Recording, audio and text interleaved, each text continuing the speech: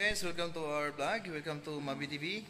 So, in this video, guys, I will wait sa kaya ako sang pinayan ang an. Ryder, how are we gonna stop that huge metal fish? I've got it. Sky, can you get Rubbles electromagnet? Okay, so ipinayan sa nato, guys.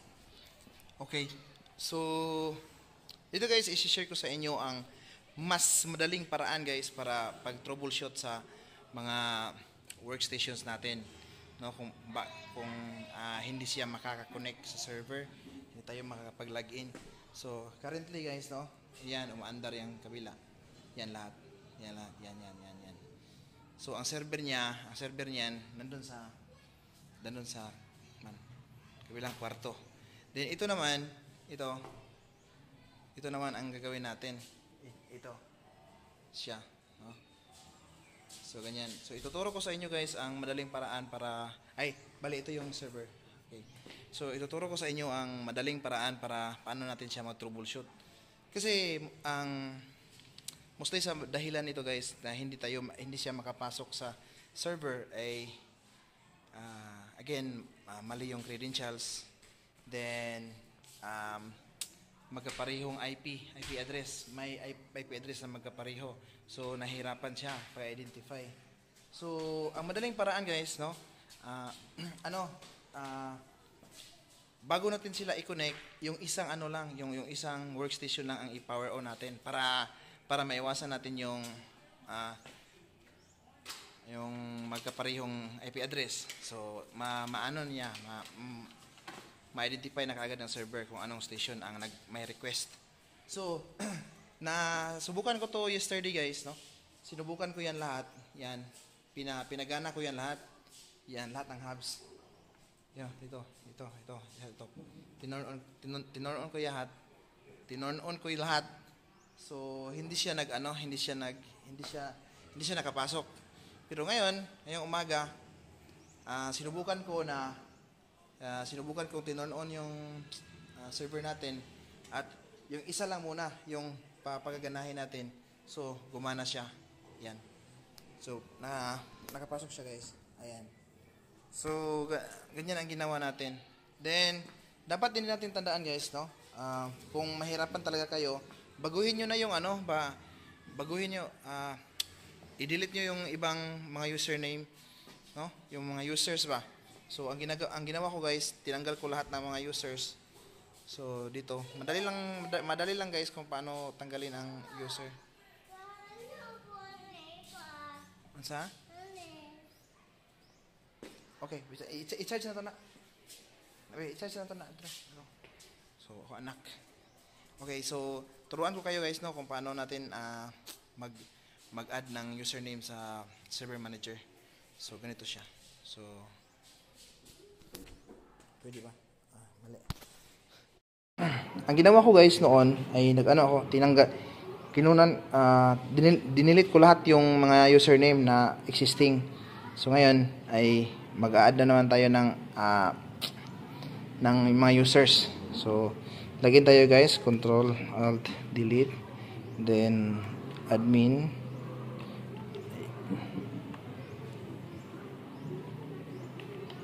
Lagyan mo na ako guys ha.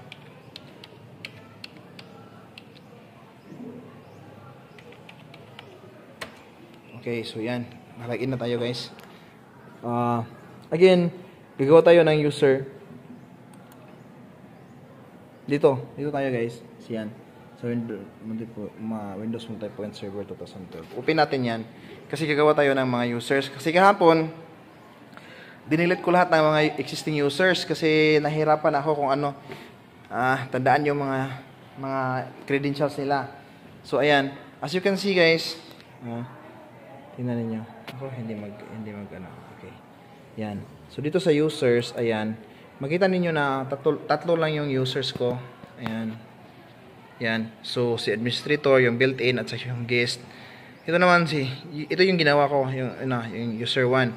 So diyan pumasok siya guys, no? Yan si user 1. Ngayon gagawa tayo na ng user 2 at ito turn on na naman natin tong isa. Ayan. again, make it sure nga yung mga connections natin diyan, guys, yung LAN connections natin ay okay. So, gagawa tayo ng mag-add account tayo. User account. Then, lagyan lang natin ng 2, guys, no? Para hindi na tayo mahirapan. Then, password default 1 lahat. 1 lang yung password.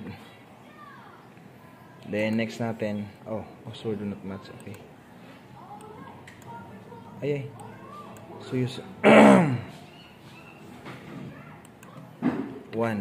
Okay. Then, click next lang, guys. Standard users. Then, finish. Yan. So, my username 2 na tayo. Pangalawang username. Pangalawang user. So, ngayon, ang gawin natin, guys, i-turn on na naman natin tong pangalawang ipapasok natin, no? So, turn on natin yan. Yan. So, again, dapat ito, guys, ha? Yan lahat. Magkaiba yung IP address niya. Para hindi mag-conflict. Okay. Walang kuryente. Nako. Parang problematic to, ha.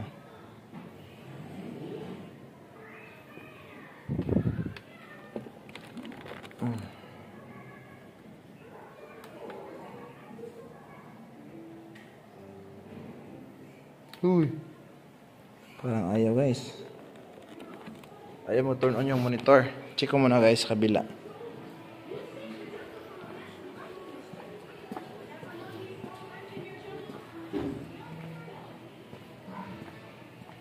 Okay, so ito pala hindi naka-turn on, guys.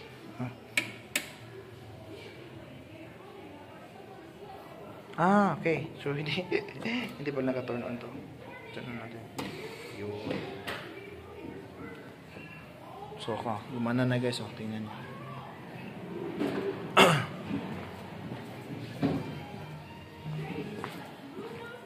Tingnan natin, ha. So ito na 'yan, pangalawa. So dito natin ipapasok natin ang yung user 2. So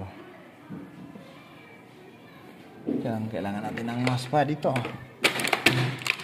Hindi pa dumarating yung request nating mousepad, so gagawa naman na tayo. Oh, mouse. Sira pa yung mouse. Ano ba yan?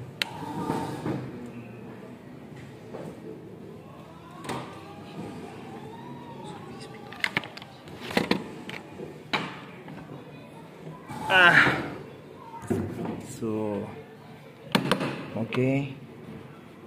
Yung mouse natin natuluyan ng nasira. So, dito, guys, baguhin natin to. Ito, gagawin natin tong 1110. Yan, sa server address.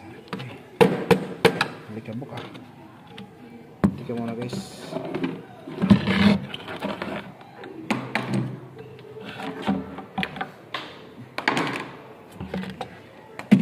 Yan. Ito ang nakaka sa DepEd, guys, no? Kasi kahit na dito tayo nagtatrabaho sa DepEd, may responsibilidad din tayong punahin ang mga medyo alanganin na mga trabaho ng mga opisyal natin, no? So ito yung pinapadalhan tayo ng mga gamit na ganyan. Tingnan niyo. Yan, itong lagayan ng mga computer. Bago nila ginagawa, guys, hindi nilagyan ng treatment, guys. Walang wood treatment ba? Kaya pinintalan lang kaagad. So ito na nangyari, no? Mga may taning na yung buhay nitong mga lamisang to. Kasi bago ginawa, hindi nilagyan ng wood treatment, kaya kinain ng mga ganyan, mga ibang.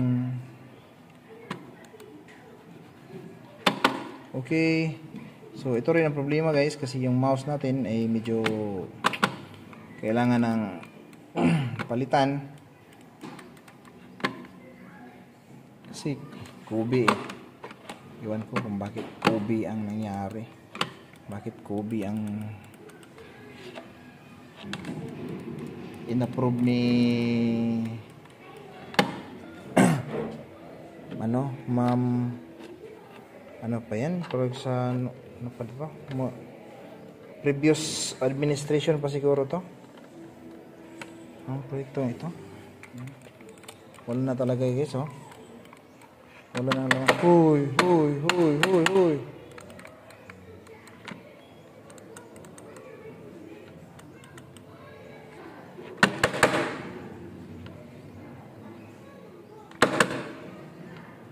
Yan, gumana. Gumana guys. Kailangan ng batas militar guys. So, again, anohin natin 2, username 2, password natin 1. Then, huwag mo yung kalimutan guys yung yung server address ni server na doon, yan. Yung pupusukin natin na server. Oh, uy.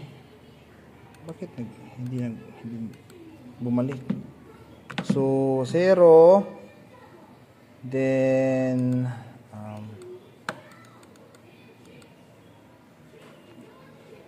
ano ba yun?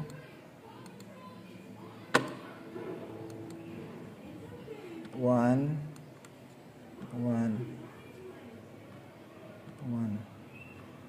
then no, hindi 1, 2, then 1, yan. Bakit gano'n? Bakit ganito siya?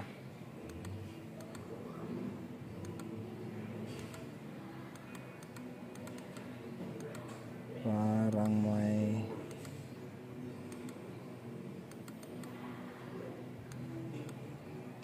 parang nasisira siya guys, no? So, ito yung magawa. Hard off natin, hard shutdown, balik natin. Turn on natin ulit. Kasi nag-back down siya guys. So, ulitin natin.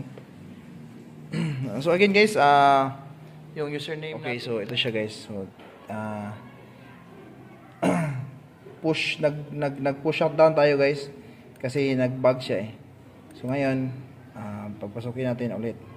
192.168.1.10. Ito yung password ni server, IP address ni server. Yung username natin, na ginawa kanina, yung 2, at saka yung 1 password. Ayan. So, hopefully guys, tingnan natin muna, no? I-ping muna natin. So, 192. Sana maka-recognize siya. .10. So, ping natin yung address ni server. Yun. Ayan guys, may response. Parang positibo na to guys. So, let's go. Connect. Hopefully gumana. Yan guys. So, again, ganyan lang guys, no? So, para hindi tayo mahirapan na mag-troubleshoot. So, ganito pala guys, no? Generalization tayo guys kasi alas 10 na may kasip ako, catch up Friday. So, ganito lang siya guys. Again, kung magto-troubleshoot tayo, ilagay natin dyan. Linisin muna natin yung mga username dito sa server.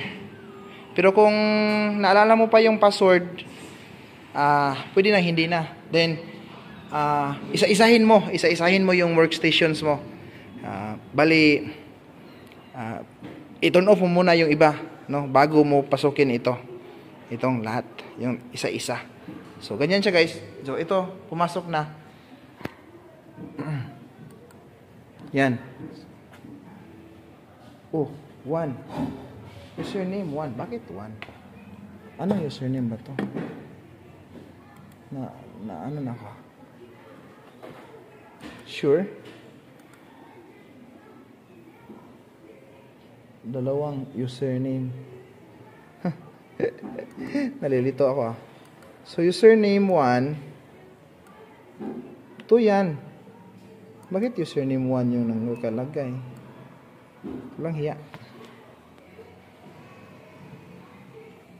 Username yung nakalagay guys. No? Iwan ko ba dyan?